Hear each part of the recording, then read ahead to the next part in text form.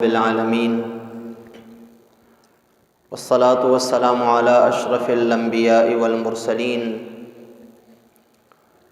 سیدنا و حبیبنا و مولانا محمد وعلی آلہ و اصحابہ اجمعین ونشہد ان لا الہ الا اللہ وحدہ لا شریک لہ ونشهد أن سيدنا ونبينا ومولانا محمدا عبده ورسوله أما بعد فأعوذ بالله من الشيطان الرجيم بسم الله الرحمن الرحيم قال الله تعالى وتبارك في كلامه المجيد في شان حبيبه مخبرا وآمرا ان اللہ وملائکتہ یصلون علی النبی یا ایہا الذین آمنوا صلوا علیہ وسلموا تسلیما صدق اللہ مولانا العظیم وبلغنا رسولہ النبی الکریم الامین اللہم صل علی محمد وعلی آل محمد کما صلیت علی ابراہیم وعلی آل ابراہیم انک حمید مجید اللہم بارک علی محمد وعلی آل محمد کما بارکت علی ابراہیم وعلی آل ابراہیم انک حمید مجید صلاة و سلاما دائما علیک یا سیدنا یا رسول اللہ وعلی آلک و اصحابک یا سیدنا یا حبیب اللہ۔ قابل احترام حاضرین و سامعین کرام، قرآن کریم فرقان حمید میں اللہ تبارک و تعالی نے ہمیں تمام نیکیوں کا حکم دیا ہے اور گناہوں سے اور نافرمانیوں سے بچنے کی نہیں فرمائی ہے۔ جتنے حکم اللہ تبارک و تعالی نے ہمیں عطا کیے ہیں، چاہے ان کا تعلق بدنی عبادات کے ساتھ ہے یا ان کا تعلق مالی عبادات کے ساتھ ہے، کسی جگہ کسی عبادت میں کسی حکم پورا کرنے میں اللہ تعالیٰ نے اپنے آپ کو مثال میں پیش نہیں فرمایا۔ نماز کا حکم ارشاد فرمایا تو یہ نہیں کہا کہ میں بھی نماز پڑھتا ہوں اس لیے تم بھی پڑھو۔ حج ادا کرنے کا حکم فرمایا تو یہ نہیں فرمایا کہ میں بھی حج کرتا ہوں تم بھی حج کرو۔ نماز اور روزے اور زکوٰۃ کا حکم فرمایا تو کہیں یہ نہیں فرمایا کہ میں بھی روزہ رکھتا ہوں اس لیے تم بھی روزہ رکھو۔ الغرض یہ کہ جتنے احکامات اللہ نے ارشاد فرمائے، کسی حکم کے متعلق یہ نہیں فرمایا کہ میں بھی یہ کرتا ہوں اس لیے تم بھی یہ کرو۔ واحد ایک حکم ایسا ہے کہ جس کے متعلق اللہ تبارک و تعالی نے ارشاد فرمایا ان اللہ وملائکتہ یصلون علی النبی،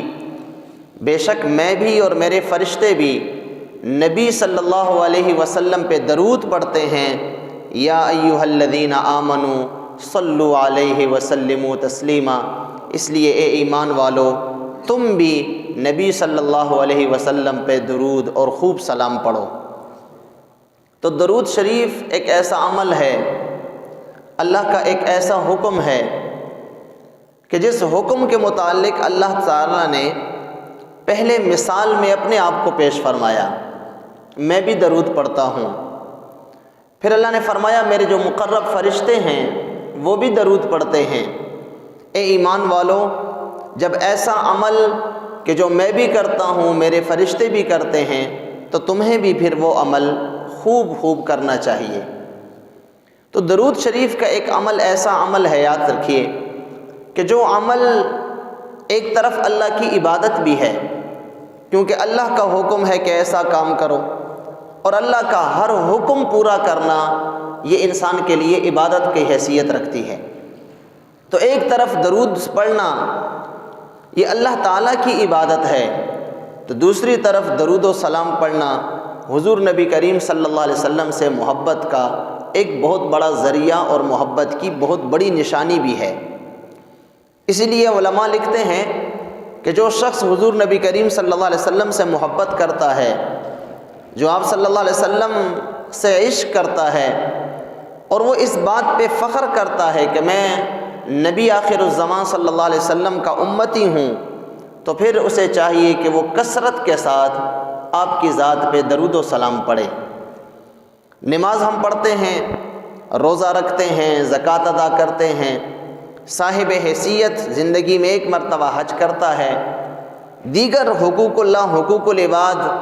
اللہ کے احکامات ہم پورا کرتے ہیں، لیکن یہ تمام احکامات پورا کرنے والے کبھی بھی وثوق کے ساتھ یہ نہیں کہہ سکتے کہ ہماری یہ عبادت قبول ہے۔ نہ خود کہہ سکتے ہیں، نہ آج تک 1400 سال میں کسی نے فتویٰ دیا ہے، صحابہ سے لے کر آج تک، کہ نماز پڑھنے والا اگر اس طریقے سے نماز پڑھے گا تو وہ کہہ دے کہ میری نماز قبول ہے، روزہ رکھنے والا اس طریقے سے روزہ رکھے تو وہ کہہ سکتا ہے کہ میرا روزہ اللہ نے قبول کر لیا ہے، والدین کا تابعدار والدین کی خدمت کرے، ان کے حقوق ادا کرے، اور وہ یہ کہہ دے کہ ہاں میں نے ان کا حق ادا کر لیا ہے، اللہ نے مجھے یہ حق ادا کرنے پہ ثواب عطا کر دیا ہے۔ جتنے نیک اعمال ہیں، کسی نیک عمل کے متعلق کوئی بھی یقین اور وثوق کے ساتھ یہ نہیں کہہ سکتا کہ میرا یہ عمل قبول ہے، اور نہ کسی نے 1400 سال میں یہ فتویٰ دیا ہے۔ لیکن علامہ شامی رحمۃ اللہ علیہ جو فقہ حنفی کے ایک بہت بڑے عالم گزرے ہیں اور فقہ حنفی کے ایک بہت بڑے مفتی گزرے ہیں، علامہ شامی رحمۃ اللہ علیہ لکھتے ہیں اپنے فتاویٰ میں کہ درود شریف واحد ایک ایسا عمل ہے، اللہ کی ایسی عبادت ہے، حضور صلی اللہ علیہ وسلم کی ذات کے ساتھ محبت کا ایک ایسا ذریعہ ہے، درود واحد ایک ایسی عبادت ہے کہ جس کا پڑھنے والا یقین کے ساتھ یہ کہہ سکتا ہے کہ یہ درود اللہ نے قبول فرما لیا ہے، وہ یقین کے ساتھ یہ کہہ سکتا ہے۔ تو درود پڑھنا ایک ایسی عبادت ہے کہ پڑھنے والا یقین کے ساتھ یہ کہہ سکتا ہے کہ ہاں میں نے ایک بار درود پڑھا تو اللہ نے ایک بار قبول فرما لیا، میں نے 10 بار درود پڑھا تو 10 بار اللہ نے قبول فرما لیا، میں نے 100 بار درود پڑھا تو 100 بار اللہ نے قبول فرما لیا۔ الغرض کوئی جتنی بار بھی درود پڑھے گا وہ یقین کے ساتھ یہ کہہ سکتا ہے کہ میرا یہ درود اللہ نے قبول فرما لیا ہے۔ تو اس لیے یہ درود شریف ایک ایسا عمل ہے کہ جس کے پڑھنے والے کے لیے بشارتیں بھی بہت ساری ہیں۔ حضور اکرم صلی اللہ علیہ وسلم سے محبت کا ایک بڑا عظیم ذریعہ ہے، محبت کی ایک بہت بڑی نشانی ہے یہ درود پڑھنا۔ اور پھر جن لوگوں نے درود پڑھا، حضرت ابی بن کعب رضی اللہ تعالیٰ عنہ، امام ترمذی نے اس حدیث کی روایت کی ہے، حضرت ابی بن کعب فرماتے ہیں کہ میں حضور کی خدمت میں حاضر ہوا، عرض کی یا رسول اللہ صلی اللہ علیہ وسلم، میں نے اپنے لیے ایک وقت مقرر کیا ہوا ہے اپنے اوراد اور وظائف پڑھنے کے لیے، یا رسول اللہ میرا جتنا وقت مقرر کیا ہے اس میں یہ چاہتا ہوں کہ آپ کی ذات پہ درود بھی پڑھوں، تو میں اپنے وقت میں سے کتنا حصہ آپ کے لیے درود کے لیے میں فارغ رکھوں اور کتنا حصہ آپ پہ درود پڑھوں؟ حضور نے مجھے ارشاد فرمایا، اے ابی، اگر تو چوتھا حصہ، 1/4 حصہ درود پڑھے تو یہ تیرے لیے بہت بہتر ہے۔ حضرت ابی بن کعب فرماتے ہیں کہ میں نے عرض کی یا رسول اللہ آج کے بعد میں 1/4 حصہ اپنے وقت میں سے آپ پہ درود پڑھا کروں گا۔ حضور نے فرمایا اے ابی یہ تو بہت بہتر ہے، لیکن اگر اس سے تھوڑا سا اور زیادہ کر دے تو اور بھی بہتر ہوگا۔ میں نے عرض کی یا رسول اللہ اب کے بعد میں 1/3 یعنی تیسرا حصہ اپنے تمام اوقات میں سے وہ آپ پہ درود پڑھا کروں گا۔ حضور نے فرمایا یہ بھی بہت بہتر ہے، لیکن اگر اس سے بھی زیادہ پڑھ لے، پھر آپ فرماتے ہیں میں نے عرض کیا رسول اللہ آج کے بعد میں آدھا حصہ، آدھا وقت آپ پہ درود پڑھوں گا اور آدھا وقت اپنے اور وظائف کروں گا۔ حضور نے فرمایا اگر اس سے بھی زیادہ کر لے تو اور بہتر ہے۔ تو حضرت ابی فرماتے ہیں میں نے عرض کیا رسول اللہ آج کے بعد میں اپنا وہ سارا وقت جو اوراد و وظائف کے لیے میں نے مقرر کیا ہوا ہے آپ کی ذات پہ درود ہی پڑھتا رہوں گا۔ اب حضور اکرم صلی اللہ علیہ وسلم نے جب یہ سنا تو آپ نے ارشاد فرمایا اے ابی بس اگر تو یقیناً ایسا کرے گا تو تیری دنیا کے تمام غموں کے لیے بس یہی کافی ہوگا، تیرے تمام دنیا کے غم تمام گناہوں کی کفارے کے لیے یہی کافی ہوگا۔ تو یہ درود شریف ایک ایسا عمل ہے، اور سب سے بڑی درود شریف کی ایک اہمیت اس بات سے آپ اندازہ لگا سکتے ہیں، ایک بڑی اہمیت یہ ہے کہ حضور اکرم صلی اللہ علیہ وسلم نے فرمایا کل قیامت کے دن سب سے زیادہ میرے قریب وہ شخص ہوگا جس نے دنیا میں کثرت سے مجھ پہ درود پڑھا ہوگا۔ جو جتنی کثرت سے دنیا میں مجھ پہ درود پڑھے گا، کل قیامت کے دن اتنا ہی وہ میرے زیادہ نزدیک ہوگا۔ صحابہ فرماتے ہیں ایک دن حضور اکرم صلی اللہ علیہ وسلم باہر تشریف فرما ہوئے تو آپ بڑے خوش نظر آ رہے تھے، آپ کے چہرے مبارک پہ خوشی کے آثار تھے۔ اور حضرت انس بن مالک ایک جگہ پہ فرماتے ہیں کہ جب حضور اکرم صلی اللہ علیہ وسلم خوش ہوتے تو ہمیں آپ کی ظاہری حالت کو دیکھ کر اندازہ لگ جایا کرتا تھا، کیونکہ آپ کا مبارک چہرہ وہ کھل اٹھتا تھا خوشی کی وجہ سے۔ اور ام المؤمنین عائشہ صدیقہ فرماتی ہیں رضی اللہ تعالی عنہا کہ حضور اکرم صلی اللہ علیہ وسلم جب خوش ہوتے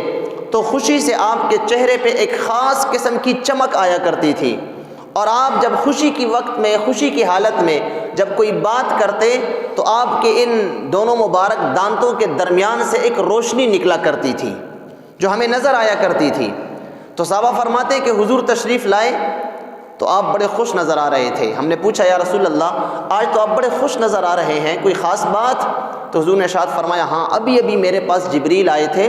اور وہ مجھے یہ خوشخبری دے کے گئے ہیں کہ یا رسول اللہ، اللہ تعالیٰ ارشاد فرماتا ہے کہ آپ کا جو امتی ایک بار آپ پہ درود پڑے گا تو اللہ فرماتا ہے میں اس پہ 10 رحمتیں نازل فرماؤں گا، 10 رحمتیں اس شخص پہ نازل فرماؤں گا، اور اس کے 10 گناہوں کو معاف کروں گا اور اس کے 10 درجات میں بلند کروں گا۔ تو یہ درود شریف پڑھنا جہاں اللہ کا حکم ہے وہاں حضور نبی کریم صلی اللہ علیہ وسلم سے محبت کا ایک بہت بڑا ذریعہ بھی ہے۔ اور پھر صوفیاء فرماتے ہیں، جو اہل نظر ہیں، اہل بصیرت ہیں، وہ فرماتے ہیں کہ درود شریف پڑھنے سے انسان حضور اکرم صلی اللہ علیہ وسلم کی بارگاہ کا مقرب بن جاتا ہے، چونکہ یہ اہل سنت کا عقیدہ ہے کہ حضور نبی کریم صلی اللہ علیہ وسلم کو اللہ تعالیٰ نے اپنی قبر مبارک میں دنیا سے بھی بہترین ایک زندگی عطا فرمائی ہے، اور آپ صلی اللہ علیہ وسلم کا اپنے امت کے ساتھ اور ہر امتی کے ساتھ ایک خاص تعلق ہے روحانی۔ اس روحانی تعلق میں جو شخص نزدیکت چاہتا ہے، تقرب چاہتا ہے، تو اس کے لیے سب سے بہترین ذریعہ اور سب سے مختصر ذریعہ اور وہ جو ہے درود شریف ہے۔ درود شریف جب انسان پڑھتا ہے، اس کا اندازہ اس بات سے لگائیے، امام سفیان ثوری بہت بڑے محدث اور تابعی بزرگ گزرے ہیں، بہت بڑے فقہ کے امام گزرے ہیں امام سفیان ثوری، اور یہ واقعہ جناب حضرت مولانا زکریا صاحب نے بھی فضائل درود شریف میں لکھا ہے۔ امام سفیان ثوری فرماتے ہیں کہ میں بیت اللہ شریف کا طواف کر رہا تھا، میں نے دیکھا ایک نوجوان جو طواف کے دوران ہر قدم پہ درود شریف ہی پڑھتا ہے، نہ تلاوت کرتا ہے، نہ کوئی اور وظیفہ، نہ کوئی اور دعا، کوئی ورد، وہ ہر قدم پہ درود ہی پڑھ رہا ہے۔ فرماتے ہیں میں اس کے ساتھ ساتھ چلتا رہا، جب وہ فارغ ہوا تو میں نے اس سے پوچھا اے نوجوان، تو ہر قدم پہ درود ہی پڑھتا ہے، تو اور کوئی وظیفہ اور کوئی تلاوت کوئی دعا تو نہیں کرتا؟ تو چونکہ وہ مجھے پہچان گیا تو اس نوجوان نے کہا کہ آپ سفیان ثوری ہیں؟ میں نے کہا ہاں میں ہی سفیان ثوری ہوں۔ تو اس نوجوان نے کہا اگر آپ یکتائے زمانہ نہ ہوتے، یعنی آپ بہت بڑی شخصیت نہ ہوتے، تو میں کبھی آپ کو یہ راز نہ بتاتا، لیکن آپ نے پوچھ لیا ہے تو آپ کو میں اپنا یہ راز بتاتا ہوں کہ جب میں حج کے لیے آ رہا تھا تو میرے ساتھ میرے والد بھی تھے، ہم دونوں حج کے لیے آ رہے تھے، احرام باندھا ہوا تھا۔ راستے میں اچانک میرے والد کی طبیعت خراب ہوئی، اور اسی طبیعت خراب ہونے کی وجہ سے راستے میں وہ فوت ہو گئے۔ ایک تو مجھ پہ یہ بہت بڑی ایک مصیبت اور مشکل تھی کہ میرے والد جو ہے وہ راستے میں فوت ہو گئے۔ اب راستے میں سفر کی مشکلات، اور پھر احرام کی حالت میں، اور پھر جو ہے وہ پردیس میں راستے میں مجھے بڑی فکر لاحق ہوئی۔ خیر میں نے اپنے والد کو جو ہے وہ اس کو سنبھالا، لیکن اس سے بڑی ٹینشن میرے لیے یہ تھی اور فکر کی بات یہ تھی کہ اس کا منہ جو ہے میرے والد کا وہ کالا ہو گیا، اس کا منہ کالا سیاہ ہو گیا،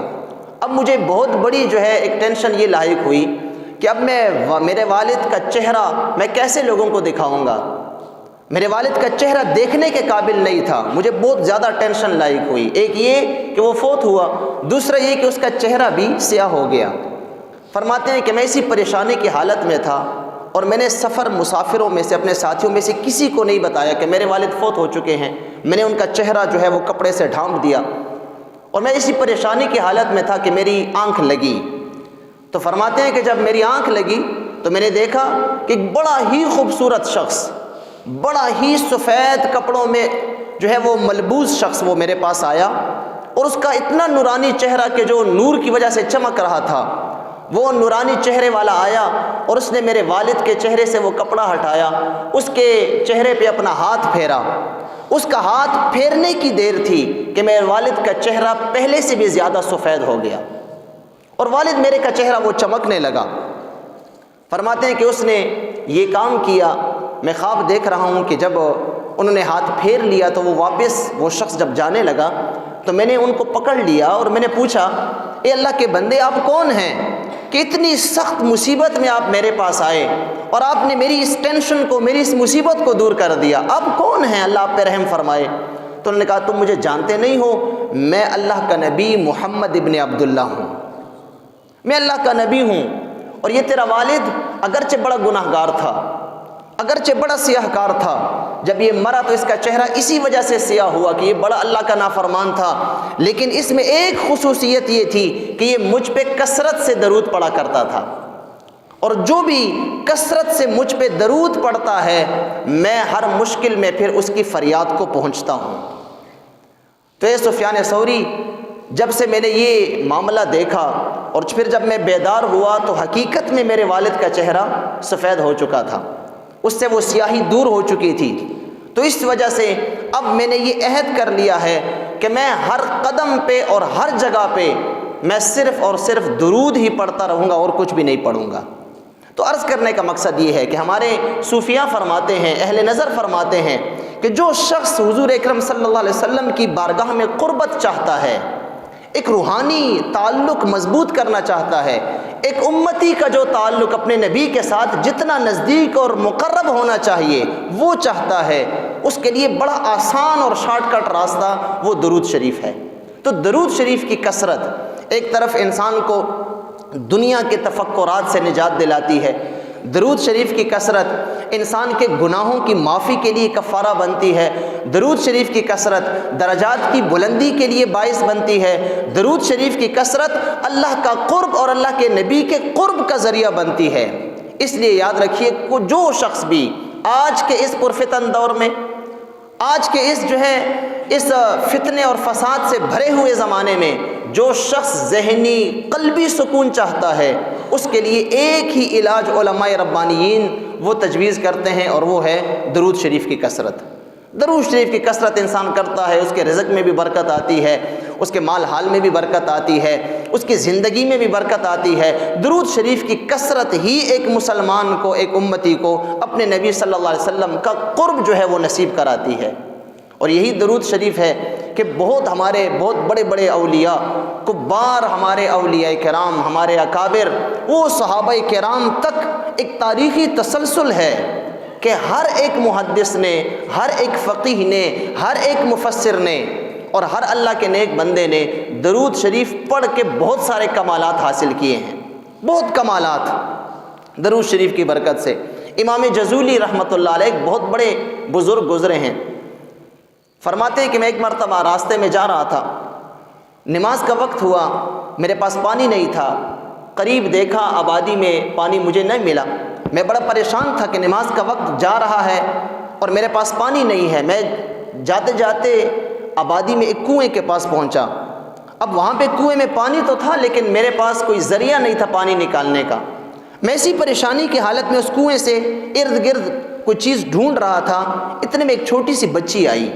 اور اس بچی نے مجھے کہا، اے اللہ کے بندے کیوں پریشان ہو؟ میں نے کہا کہ اس طرح نماز کا وقت ہے اور کنویں میں پانی بھی ہے لیکن کوئی ذریعہ نہیں ہے، اگر تمہارے پاس کوئی ڈول یا کوئی رسی وغیرہ ہو تو گھر سے جا کے لے آؤ تاکہ پانی نکال کے میں وضو کر سکوں. اس نے کہا اچھا یہ تو آسان سی بات ہے. وہ بچی آہستہ سے آگے ہوئی اور اس نے کچھ پڑھ کے اپنا تھوک جو ہے اس کنویں میں ڈال دیا۔ فرماتے ہیں کہ اس بچی کے تھوک ڈالنے کی دیر تھی کہ وہ پانی جو ہے وہ جوش مارتا ہوا ابلنے لگا اور سیدھا جو ہے وہ کنویں کے بالکل جو ہے منڈیر پہ آ کے رک گیا۔ فرماتے ہیں میں نے وہیں سے پانی لیا اپنے ہاتھ کے ساتھ اور وضو کیا، نماز پڑھی۔ نماز سے فارغ ہونے کے بعد میں نے اس بچی سے پوچھا کہ تجھے یہ کمال کیسے حاصل ہوا؟ تو ایک چھوٹی سی بچی ہے، تجھے کمال کیسے حاصل ہوا کہ تو نے کچھ پڑھ کے تھوکا اور وہ پانی کنویں کا خود بخود باہر نکل آیا؟ تو امام جزولی فرماتے ہیں کہ اس بچی نے کہا کہ میں درود شریف کثرت سے پڑھتی ہوں۔ ایک درود ہے جو میں کثرت سے پڑھتی ہوں، اس درود شریف کی برکت سے اللہ تعالیٰ نے مجھے یہ مقام اور مرتبہ عطا فرمایا ہے۔ اس کے بعد امام جزولی فرماتے ہیں کہ میرا کام ہی زندگی کا یہ بن گیا، میں نے اپنی ساری مصروفیات کو چھوڑ دیا اور میں درود شریف جمع کرنے لگا، اور میں نے درود شریف جمع کیے جتنے مجھے یاد تھے، جتنے میں نے کتابوں سے یاد کیے تھے، کتابوں میں جتنے درود موجود تھے، اپنے اکابر اور بزرگوں سے جتنے درود میں نے سیکھے تھے، فرماتے ہیں کہ وہ سارے درود میں نے جمع کیے، اور وہ بچی والا درود جو اس نے مجھے سکھایا تھا وہ بچی والا درود بھی میں نے جمع کیا، اور میں نے ایک کتاب تصنیف دی جس کو کہ دلائل الخیرات کہتے ہیں۔ آج بھی بڑے بڑے اکابر، صوفیاء، اولیاء، بزرگ، علماء ربانیین وہ اپنے اوراد میں اور اپنے وظائف میں دلائل الخیرات شریف کو بڑی اہمیت دیتے ہیں۔ اس میں ایک تو یہ سارے جو ہے وہ درود شریف ہیں، دلائل الخیرات، اور اس تمام دلائل الخیرات میں ہر دن کے اپنے درود ہیں، ان میں وہ ایک درود بھی پوشیدہ ہے جو اس بچی سے امام جزولی نے سیکھا تھا۔ اس لیے یہ درود شریف پڑھنا، دلائل الخیرات یا اور جتنے بھی کوئی درود کس کو آتے ہیں تو یاد رکھیے درود شریف پڑھنا یہ ہمارے لیے دنیا اور آخرت کی کامیابی کا ذریعہ ہے۔ اور سب سے بڑی بات یہ کہ اللہ کا حکم ہے یا ایھا الذین آمنوا صلوا علیہ وسلموا تسلیما، اے ایمان والو تم بھی آپ صلی اللہ علیہ وسلم پہ درود اور خوب سلام بھیجا کرو۔ یاد رکھیے درود کا فائدہ یہ ہے، جس طرح میں نے حدیث قدسی آپ کے سامنے بیان کی، درود کا فائدہ یہ ہے کہ درود پڑھنے سے انسان کو ثواب ملتا ہے، اس کے درجات بلند ہوتے ہیں، اس کے گناہ معاف ہوتے ہیں، اس کے جو ہے وہ اللہ کی بارگاہ میں اس کو قرب ملتا ہے۔ تو علماء لکھتے ہیں کہ درود پڑھنے سے جو شخص درود پڑھتا ہے اس کو پھر ثواب ملتا ہے، اور جو شخص سلام بھی ساتھ میں پڑھتا ہے تو حضور کی طرف سے پھر اس کو جواب بھی ملتا ہے، کیونکہ سلام جب انسان کرتا ہے تو سلام کرنا تو سنت ہے لیکن اس کا جواب دینا اگلے پہ لازم ہے، واجب ہے۔ اب جو شخص حضور پہ سلام بھیجے گا تو یقیناً وہاں سے اس کو جواب بھی آئے گا، اور جس کا جواب حضور ارشاد فرما دیں، حضور فرما دیں کہ وعلیک السلام، اے میرے امتی تجھ پہ بھی سلامتی ہو، تو کیا اس کو سلامتی نہیں ملے گی؟ جس کو اللہ کے نبی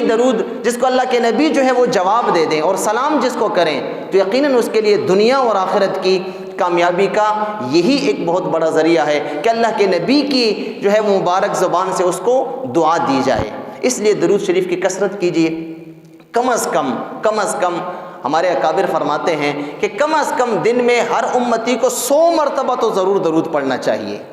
چاہے وہ مختصر ہو چاہے وہ لمبا درود ہو، لیکن اس سے زیادہ ہو اور 100 سے کم نہ ہو۔ کم از کم ہر امتی پہ یہ لازم ہے کہ وہ 100 مرتبہ تو کم از کم دن میں ضرور درود پڑھا کرے، اور ایک وقت مقرر کر لے، اسی وقت میں وہ درود پڑھے اور بڑی خشوع کے ساتھ، توجہ کے ساتھ اور اس نیت کے ساتھ، اس عقیدے کے ساتھ درود پڑھے کہ میں درود پڑھتا ہوں، میرا درود فرشتے حضور اکرم صلی اللہ علیہ وسلم کی بارگاہ میں پیش کر رہے ہیں، اور وہاں سے مجھے ثواب بھی اللہ کی بارگاہ سے مل رہا ہے اور حضور کی بارگاہ سے مجھے اس سلام کا جواب بھی مل رہا ہے۔ اللہ تعالی ہم سب کو